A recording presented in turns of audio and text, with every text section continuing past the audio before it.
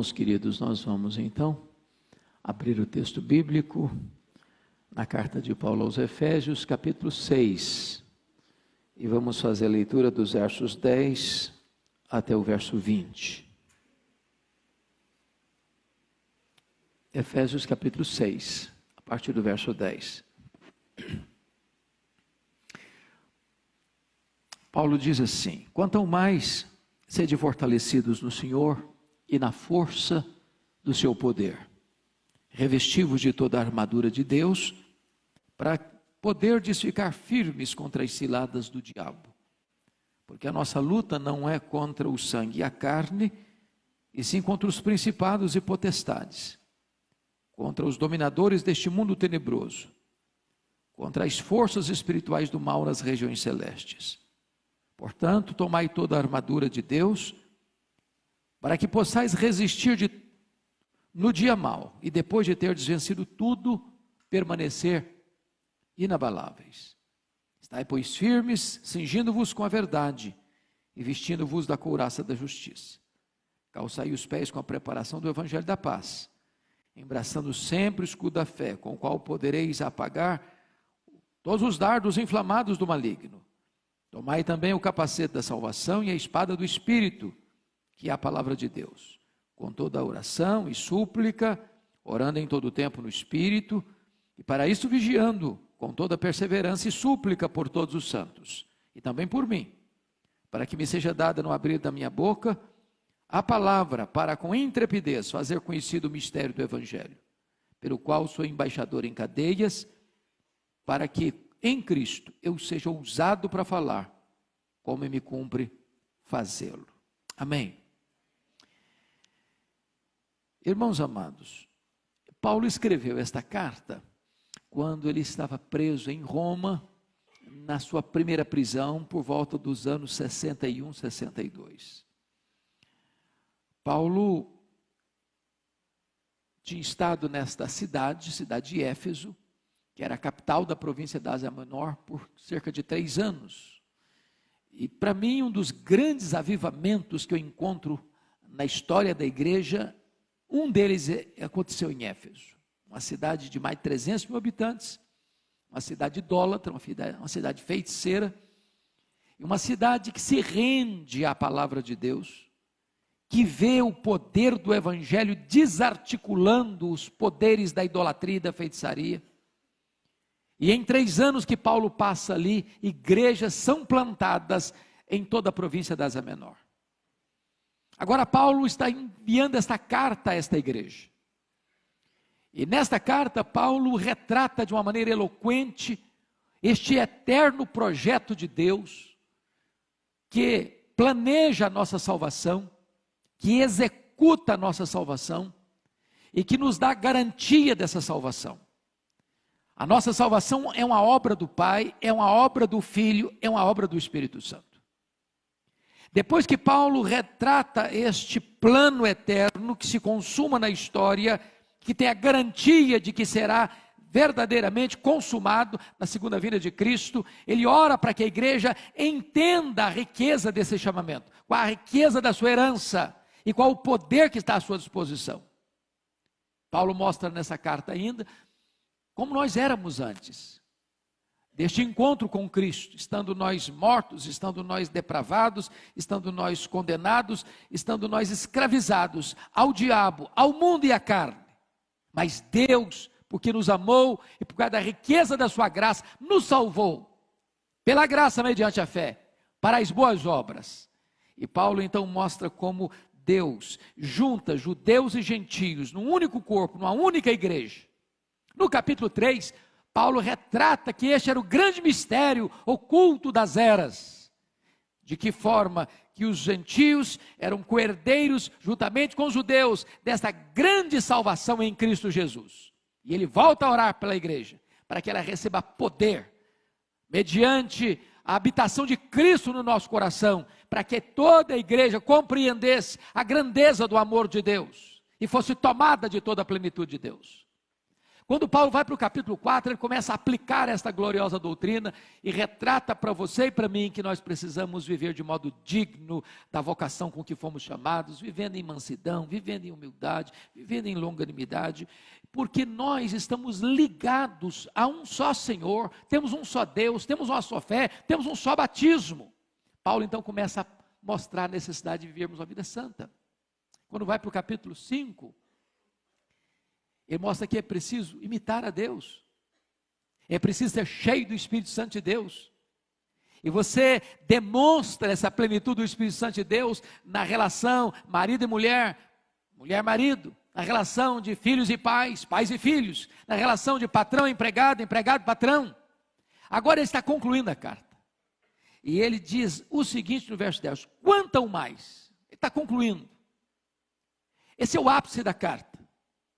E ele vai mostrar para você e para mim que o fato de você ser escolhido por Deus na eternidade, o fato de você ter sido remido por Cristo na cruz, o fato de você ter sido selado com o Espírito Santo da promessa, o fato de você ter sido colocado e enxertado no corpo de Cristo, o fato de você ser cheio do Espírito Santo, o fato de você ter uma família bonita, o fato de você ser uma pessoa abençoada no seu trabalho, não livra você de uma grande batalha espiritual. Nós estamos num terreno minado, nós estamos numa guerra, nós estamos numa grande tensão. Eu gosto muito da figura que Francis Schaeffer levanta sobre esse assunto. Ele compara este mundo como uma casa de 2 andares. Aqui embaixo, no primeiro andar, é o andar que nós vivemos, nós ouvimos, nós falamos, nós sentimos, nós pensamos, nós andamos, nós descansamos, nós viajamos, nós trabalhamos, nós tocamos. É este o mundo que vivemos. E ele diz, no andar de cima, é o que a Bíblia chamaria de regiões celestes. Você não vê, nem por isso é irreal. Você não toca, nem por isso você deixa de ser influenciado. E aqui em cima, nesse andar de cima, você tem anjos de Deus que estão protegendo você, que são ministros de Deus, para guardarem você, abençoarem você, cuidarem de você, mas você tem também inimigos hostis, que vieram para roubar, para matar, para destruir. Inimigos terríveis, que vivem ao seu redor como leão, procurando a quem devorar. Que procuram uma brecha na sua, na minha, na nossa vida, para nos destruir. E aqui então, introdutoriamente, eu quero dizer que nós, nessa guerra, precisamos ter 2 cuidados. 2 cuidados. Primeiro cuidado, é você não subestimar este inimigo. Irmãos amados, se nós estamos falando em guerra, não tem nada mais perigoso do que alguém enfrentar um inimigo sem saber quem ele é. Qual o seu poder? Quais são suas armas? Quais são as suas estratégias? Há muitas pessoas hoje que querem colocar o diabo como uma formiguinha inofensiva. Não é assim que a Bíblia trata do assunto. Paulo diz que nós não devemos ignorar os seus desígnios. Então, essa luta é desigual. Por isso as nossas armas não podem ser carnais, mas precisam ser poderosas em Deus, para destruir fortalezas e anular sofismas. Então, não entre nessa guerra de cara limpa, porque você não tem armas suficientes em você mesmo para enfrentá-la e vencê-la. Mas se há um outro polo perigoso também, que é superestimar este inimigo. É de você viver a vida cristã com medo dele. E em momento algum a Bíblia não me ensina a ter medo do diabo e dos seus agentes. O que a Bíblia me ensina é temer a Deus e resistir ao diabo. É preciso entender que o diabo e seus agentes, o diabo não é um Deus caído, ele é um anjo caído.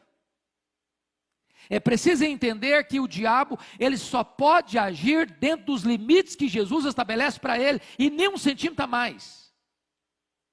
É preciso saber que se você está guardado por Deus nas mãos do Senhor, o diabo não pode tocar você, a não ser que Deus permita, para um propósito. Então, dito isso, eu gostaria de que você olhasse comigo, com a Bíblia aberta, algumas coisas que quero partilhar com você. Primeiro, vamos conhecer a natureza desse inimigo. E Paulo, cuidadosamente, vai nos orientar, lá no versículo 12, primeiro, contra quem não é essa luta. Ele diz, a nossa luta não é contra sangue e carne. Em outras palavras, a nossa luta não é contra pessoas. Seu problema não é seu marido, seu problema não é sua mulher, seu problema não são seus filhos, seu problema não é sua sogra, seu problema não é seu sogro, seu problema não é seu patrão, seu problema não é seu vizinho, seu problema não é a pessoa que está perturbando você. Não entre nessa peleja pensando que essa pessoa é o seu problema, porque se você tirá-la do seu caminho, outra pessoa vai ocupar esse espaço.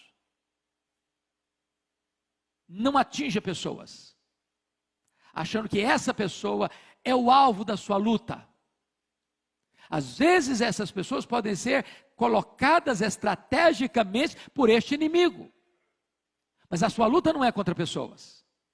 Porque se você não entender isso, você vai brigar, você vai machucar gente, você vai ferir pessoas, você vai falar mal de pessoas, e você vai amargurar a sua alma, você vai azedar o seu coração, e você vai ser derrotado nesse campo de batalha. Então, vem a segunda pergunta. Quem é o inimigo? Dê uma olhadinha comigo no versículo 11. Revesti-vos de toda a armadura de Deus, para poderes ficar firmes contra as ciladas do diabo. Note você que aqui o diabo é apresentado como se fosse o líder dessa corja. O líder deste grupo que ele vai descrever no versículo 12. Principados, potestades, dominadores deste mundo tenebroso e forças espirituais do mal. Então a sua guerra, a sua luta é contra esse ser caído, maligno, perverso, assassino, ladrão. Esse inimigo que a Bíblia chama de dragão, Abaddon, Apolion, tentador, destruidor. Que a Bíblia chama de antiga serpente, leão que ruge. Homicida desde o princípio. Se você perceber, esse ser, embora tão maligno e tão mau e tão perverso, ele não está sozinho. Ele não está sozinho. Porque ele não é um Deus caído. Ele não tem os atributos de Deus. O diabo não é onipresente, ele não é onisciente, ele não é onipotente, ele não é transcendente, mas ele também não está sozinho. À luz de Apocalipse capítulo 12, versículo 3, quando ele cai, ele arrasta com a sua cauda 1/3 das estrelas. Isso é uma expressão bíblica para descrever que 1/3 dos anjos de Deus foram precipitados no abismo com ele. E esses seres malignos estão sob seu comando, dentro deste reino das trevas, trazendo tantas perturbações e angústias e perplexidades aos homens. Agora, a pergunta segunda que eu levanto no texto é: quais são as características desse inimigo? A primeira coisa que você vai notar comigo é que esses inimigos são poderosos. Olha comigo o versículo 12. A nossa luta é contra os principados e potestades e dominadores deste mundo tenebroso, forças espirituais do mal nas regiões celestes. Amados irmãos, nenhum de nós deva subestimar isso. Subestimar isso. O poder deste inimigo. Eu acho que você vê esses sinais, essas evidências o dia todo. Nas ruas, no cinema, no teatro, nas telenovelas, na literatura, na imprensa, nas cortes, nos parlamentos, no comércio, na indústria, nas transações comerciais, nas relações internacionais. Você sempre vê esta mente poderosa e maligna, tantas vezes, articulando nos bastidores,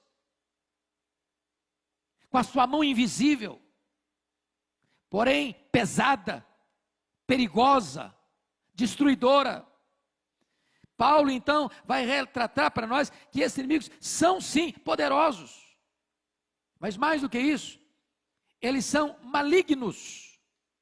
Este mundo tenebroso, irmãos amados, este mundo tenebroso é o aspecto de que esse reino é reino de trevas,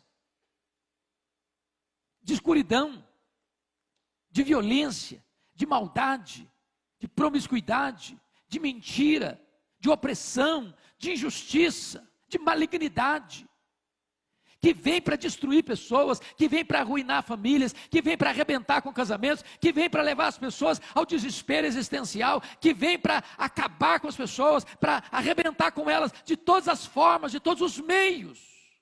É um mundo tenebroso, porque o inimigo é maligno.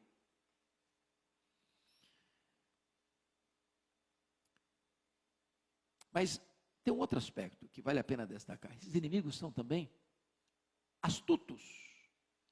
Chama a sua atenção de novo para o versículo 11, que Paulo diz que você deve ser tomado de toda a armadura de Deus para você ficar firme contra quê? Ciladas. A ideia de ciladas aqui é a ideia de métodos, de estratagemas, de diversas articulações que o inimigo usa. Em outras palavras, o diabo tem mais de um figurino, ele tem mais de uma armadura, ele tem mais de uma máscara, ele tem mais de uma estratégia. Talvez depois de Deus ninguém conheça você mais que ele. Ele pesquisa você, ele vive ao seu redor, ele busca uma brecha na sua vida, ele conhece os seus pontos fortes e os seus pontos fracos, ele sabe explorar isso. Para cada pessoa, a tentação vem de forma diferente. Tem gente que o problema dele é área sexual, a fraqueza é essa. Para outro, o problema é dinheiro, a fraqueza é dinheiro. Para outra, a fraqueza é vaidade, é soberba, é grandeza. Para cada pessoa ele vai entrar com uma proposta diferente, com uma bandeja diferente, com um cardápio diferente, com uma proposta sedutora diferente. Ele tem muitos métodos, ele tem muitas variantes, como aquele filme O Advogado do Diabo apresenta no final. Quando você acha que você é bom numa área, aí está talvez o seu ponto mais vulnerável. Porque quando você acha que você é forte numa área, você corre o risco de não vigiar. E aí você fraqueja. Mas notem comigo, irmãos, quais são essas estratégias então? Vamos pensar um pouquinho nas estratégias desse inimigo. Lá em Lucas 11, versos 21 e 22, diz que o diabo é uma espécie de valente que tem uma casa e guarda em segurança todos os seus bens. O que significa isso? Significa que o diabo tem sob o seu comando pessoas na casa dele, guardada em segurança por ele. A Bíblia chama isso de reino das trevas ou potestade de Satanás. Mas a Bíblia diz mais, que vindo um mais valente do que ele, vem, vence-o, tira a panóplia dele. Ou seja, a panóplia é uma palavra única, mas que significa toda a armadura, por isso que tem essa preposição, esse prefixo pan, tudo, toda a armadura dele. Deixa-o completamente sem proteção, amarra-o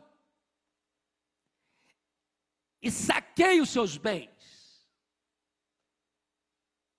Saqueia os seus bens. Então faça a pergunta: você acha que o diabo precisaria de artimanha para prender quem já é dele?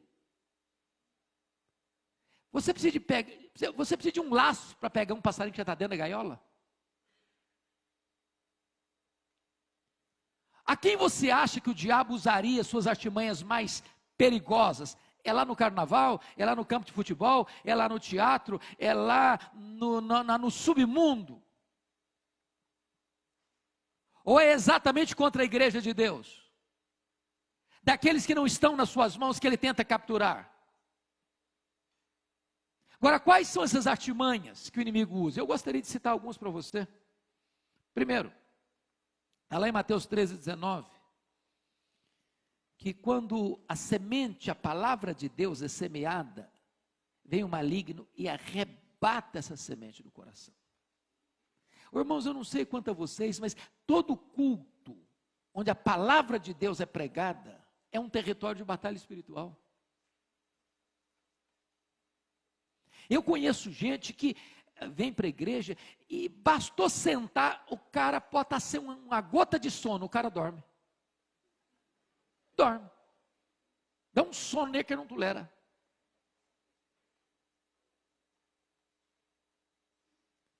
Outras pessoas entram, elas estão fisicamente presentes, mas a alma está vagando. Pensando em mil coisas, menos não está escutando ali. De repente, quando escuta, entra aqui e sai cá. Você e eu conhecemos gente que frequenta a igreja há 10 anos, sem nunca ter nascido de novo. E a palavra está sendo arrebatada. Pode ter certeza disso, quando o templo abre, talvez ele é o primeiro a entrar. É luta, é batalha. Nós precisamos orar para que Deus tire o tampão dos ouvidos, para que Deus tire a venda dos olhos, para que Deus chegue ao coração das pessoas. Segundo, o diabo é especialista em colocar dúvidas sobre a palavra de Deus. É assim que Deus disse. Não foi assim a abordagem dele com Eva? É assim que Deus disse. E aí você escuta a palavra de Deus, bom, mas não é bem assim.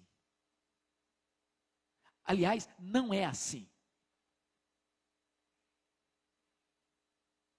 E as pessoas põem dúvida, sobretudo, por exemplo, Gênesis 1, versículo 1. No princípio criou Deus os céus e a terra. Bom, mas isso aí não é literal. Bom, mas isso aí é uma metáfora. Bom, mas Adão e Eva não existiram. Isso aí é apenas uma ideia metafórica para você achar que surgiu a raça humana. Mas não foi assim. Bom, se você nega isso, você nega a Bíblia toda. Você diz que então os profetas mentiram, que os apóstolos mentiram, que Jesus mentiu, que a Bíblia toda não vale a pena e não merece confiança. E aí vai botando dúvida na cabeça das pessoas. Quer ver outra coisa? Em terceiro lugar, o diabo é especialista em produzir insatisfação. Não foi isso que fez com Eva. Eva, de repente, ela se viu como uma coitadinha, miseravelmente injustiçada, naquele miserável jardim do Éden. Tadinho, esse jardim é muito michuruco para mim. Eu tenho potencial para muito mais. Eu sou possivelmente capacitado para ser igual a Deus. Para que eu vou viver nesse jardinzinho aqui? E de repente, como pródigo, você tem o pai, você tem o irmão, você tem a casa, você tem mesa farta, você tem servos, você tem fartura, e você se sente infeliz. Você está na igreja, você escuta a palavra de Deus, e de repente a igreja não satisfaz, e de repente os prazeres de Deus não satisfazem, e você fica paquerando e flertando com o que está do lado de lá do muro. Daqui a pouco o diabo bota uma grande baita insatisfação no seu coração, e você não está feliz mais. Ele é especialista nisso. Cuidado com a insatisfação. Quer ver outra coisa? O diabo, ele é especialista em produzir uma espécie de raiva no seu coração, que se instala, e você dizer, eu não suporto aquela pessoa, eu não quero nem ver a cara dela, quando eu escuto a voz dela, meu corpo treme, e eu não perdoo também. Tem gente crente que não conversa com o irmão dentro de casa, passa uma semana. Tem gente que frequenta a igreja, se o fulano senta do lado esquerdo, ele vai do lado direito, porque ele não fica perto. Sabe o que a Bíblia diz? Irai-vos e não pequeis, não se deixe o sol se pôr sobre a vossa ira, nem deis lugar ao diabo. Se você guarda mágoa no coração, o diabo encontra uma brecha aberta para afligir você, para atormentar você. Quer ver outra coisa? O pastor Ivan falou agora há pouquinho das seitas, das heresias. Sabe quem é o principal mentor das heresias? É o diabo. São doutrinas de demônios. Ele é um teólogo herege. Ele é um péssimo hermeneuta. Ele é um péssimo exegeta. Ele pega a Bíblia e torce a Bíblia.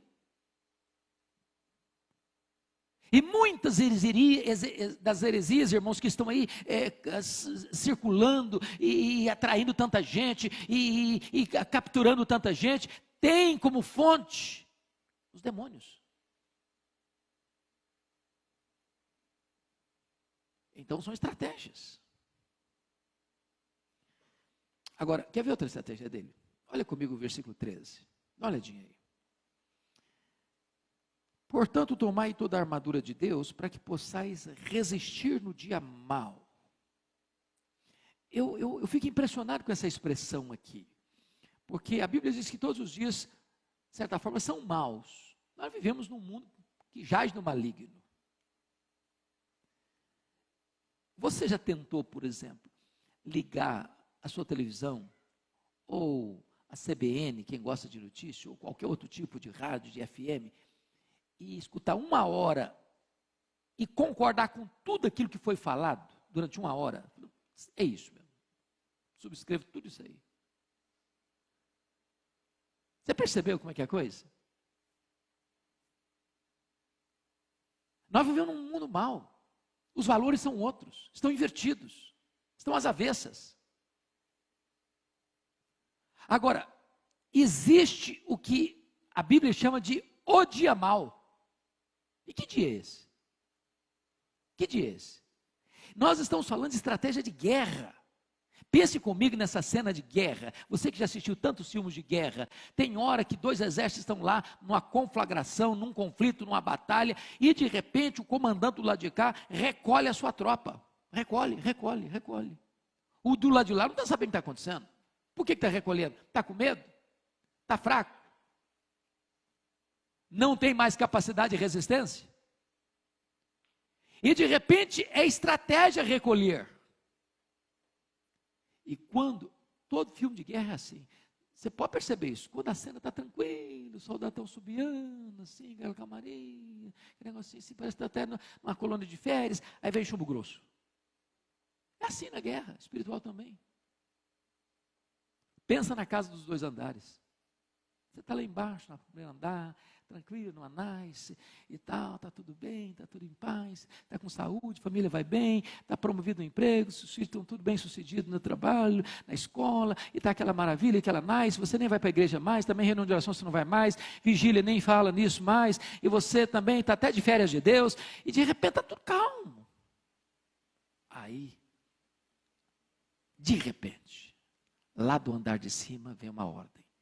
Dia tal, chumbo grosso no fulano. Aí o cara acorda já meio atordoado. Já acorda, já briga com a mulher, grita com as crianças, chuta o cachorro. Buzina e grita com o cara no trânsito. Chega no trabalho e está aquela confusão. E ele nem está percebendo a natureza do problema que ele está enfrentando. É o dia mau. E se você não se aperceber que esta é uma hora de pressão em cima de você, você se descontrola. Você entra na carne. Você cai na esparrela. Você é derrotado na luta. Mas quer ver outra estratégia desse inimigo? Volta para o versículo 13 de novo comigo. É impressionante o que Paulo diz aí no finalzinho do verso 13.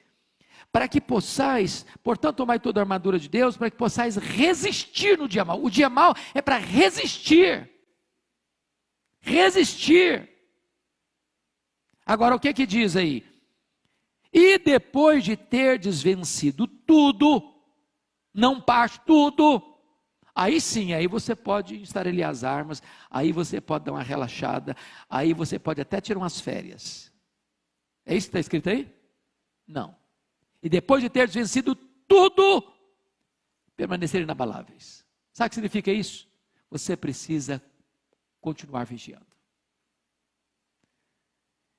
Para mim, uma das coisas mais estratégicas de batalha espiritual que eu encontro na Bíblia é Lucas capítulo 4, quando Jesus derrota o diabo 3 vezes, está escrito, está escrito, está escrito, e o diabo o deixou até momento oportuno, e aí voltou de novo. Outras estratégias, outras armas, usando outras circunstâncias, outras pessoas, para tentar capturar Jesus, pegar Jesus. Perseverança, irmão, perseverança. Vigilância. Pois bem, agora eu quero concluir. Quais são as armas que nós precisamos usar nessa batalha espiritual? A primeira arma, por favor, dê uma olhadinha comigo, versículo 10. Quanto ao mais, sede fortalecidos no Senhor e na força do seu poder. Primeira coisa que Paulo está dizendo o seguinte: você não é forte em você mesmo, e você não é forte à parte do Senhor. Você só pode ser fortalecido quando você está no Senhor. É nele, é dele que emana esse poder. O problema dessa luta, irmãos, não é a presença do diabo. O maior problema é a ausência de Jesus. Se você está em Jesus e sendo fortalecido nele, você é fortalecido com poder. É com Ele, é na presença dEle, é em comunhão com Ele, é tendo intimidade com Ele, é desfrutando da companhia dEle, é estando debaixo das asas dEle, é vivendo na presença dEle. Esse é o segredo de você ser revestido no Senhor e na força do seu poder. Não é possível você entrar nessa luta sem esse poder. No seu poder não vai.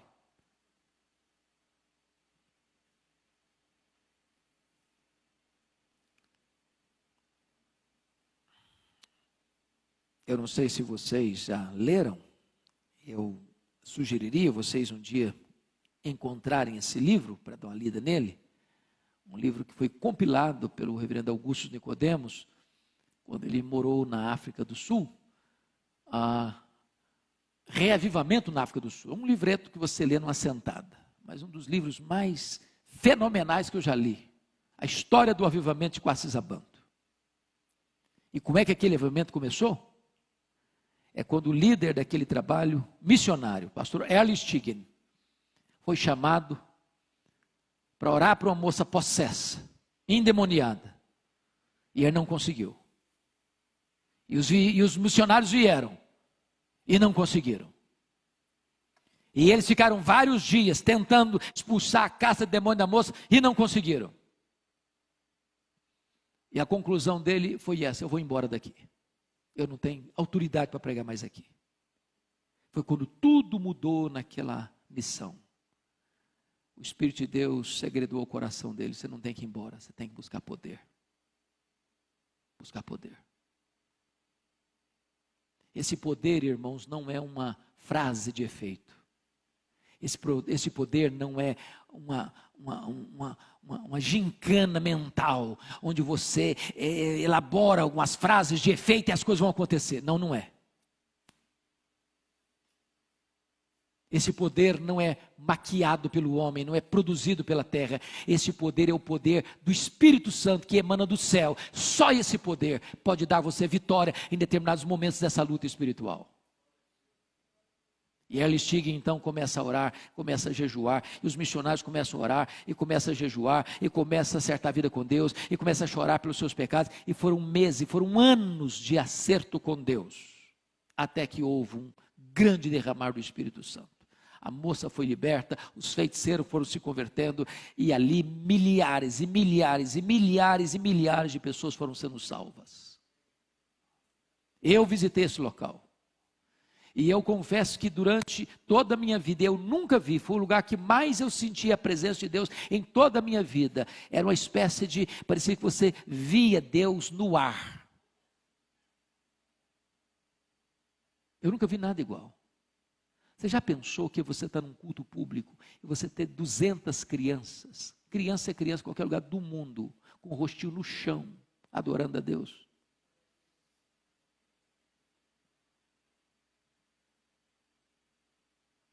Milagres extraordinários acontecendo. Cegos vendo, coxos andando, mortos ressuscitando.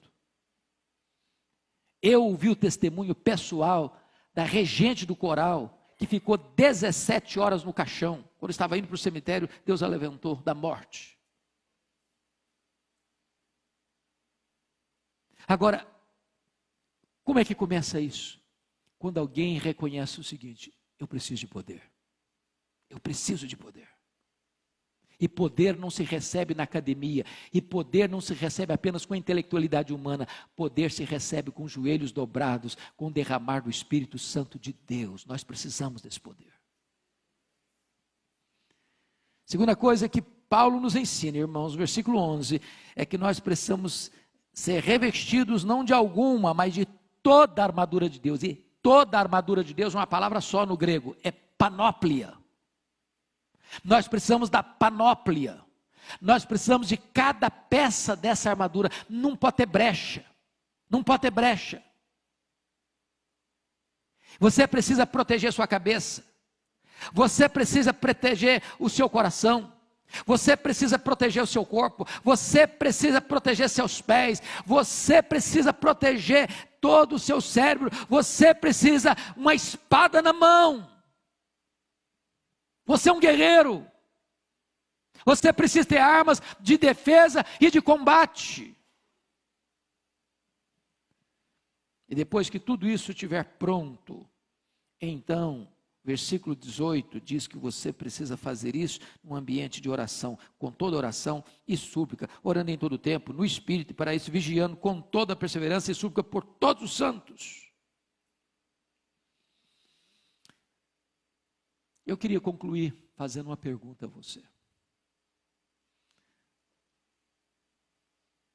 O que você conhece desse poder? Ou, quão consciente você está hoje de que você precisa desse poder? Porque esse poder não tem a ver com o tempo de igreja, com o cargo que você exerce na igreja, com o grau de conhecimento que você adquiriu.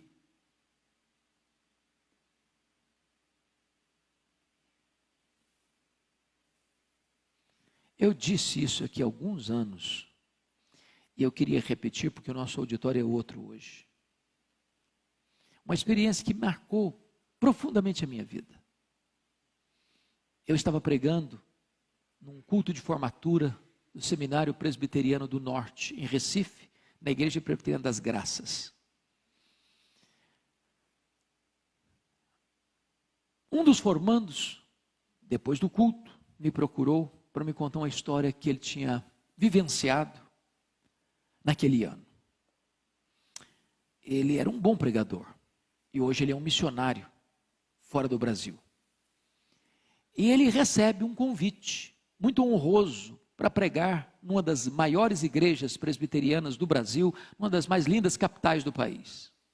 Não é comum uma igreja convidar para uma série de conferências, sexta, sábado e domingo, um seminarista. Via de regra, se convida um pastor mais experiente, o mais calejado do ministério, mas aquela igreja convidou o seminarista. E ele se sentiu muito honrado, obviamente. Então ele partiu para lá, sexta-feira. Coube-lhe o privilégio de ser hospedado pelo próprio pastor da igreja.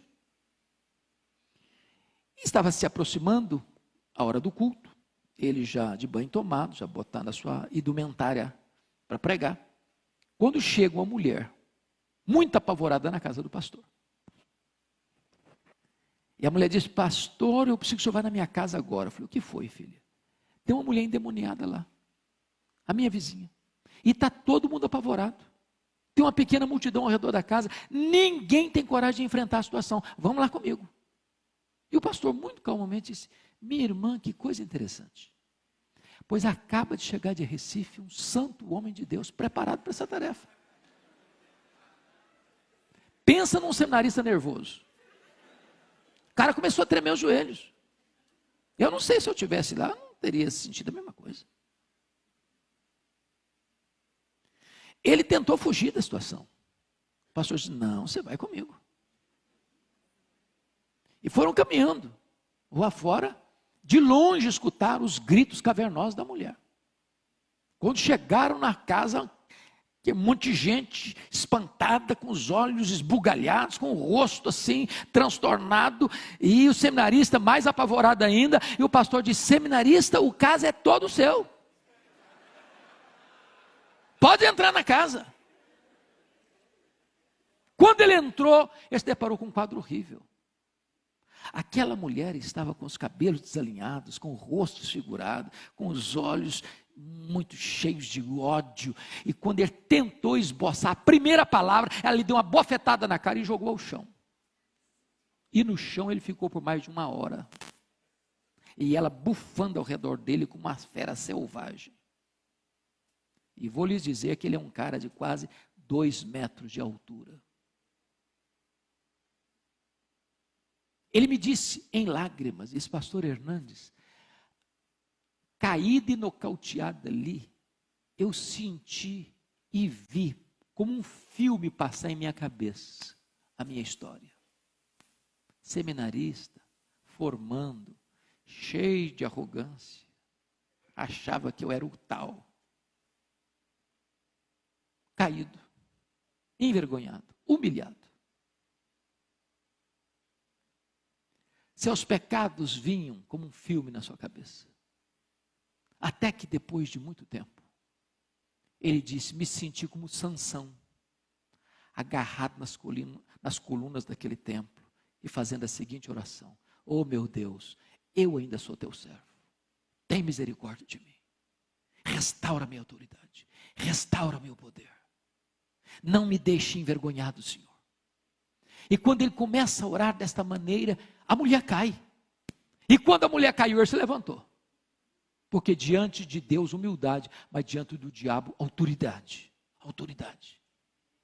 E ele se levantou, e no nome do Senhor Jesus Cristo, ele deu ordem àqueles demônios para se retirarem daquela mulher. Ela ficou liberta. E ele me disse algo que eu nunca mais esqueci. Ele me disse assim, pastor Hernandes, nesse dia eu descobri uma coisa. Não basta ser crente. Não basta ser líder. Não basta ser diácono, presbítero, seminarista, pastor, missionário. É preciso ter o poder do Espírito Santo de Deus na nossa vida. Quanto ao mais sede fortalecidos no Senhor e revestidos da força do seu poder. Você quer esse poder, irmão? Ele está à sua disposição, está à minha disposição. Paulo diz isso lá no 1º capítulo. A suprema grandeza do poder de Deus está à nossa disposição, o mesmo poder que ressuscitou Jesus dentre os mortos. Eu queria orar com você agora. E se você anseia esse revestimento de poder, eu vou pedir permissão ao meu pastor aqui, para fazer uma coisa diferente. Convidar você para vir aqui à frente. Se você deseja isso, almeja isso para a sua vida, para o seu coração. Senhor, eu preciso desse poder. Eu quero esse poder.